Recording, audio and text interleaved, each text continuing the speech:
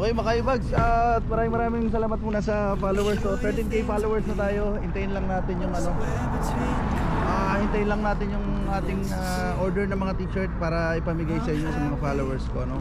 Pasensya na kayo, konti lang yun, siguro mga 20 pieces lang or 30 pieces. Pwede na siguro yun. At syempre pagbibigyan natin yung hilig ng mga followers natin hanggang maaari. So malalabas ko lang ng trabaho, ano? At may nag-request sa atin na magtanim tayo sa may Lagyo. Tapos tayo sa Lagyo, sa may tabing dagat. Ngayon, by the way, shoutout muna sa lahat ng mga followers natin. At please like, share, and subscribe. Maraming salamat sa pagsuporta sa akin. Ang puso kong pasasalamat sa inyo. At magtatanim tayo ngayon ng Bluetooth earphones. So tara, sa may tabing dagat. Ito ha.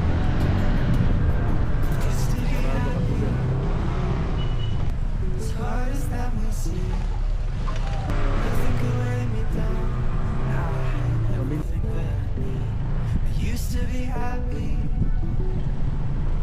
calm and carefree. Now I feel pressure that never stops pressing down on me.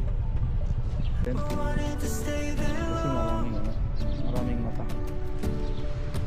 I wanted to stay there, Siguro marami na nag-aabang dito sa akin, no? but I can feel my feet carrying me away from where I'm happy. Hi! Yes, uploaded na. May nanalo na po. Ayun, ano pangalan niyo, sir? Ronel.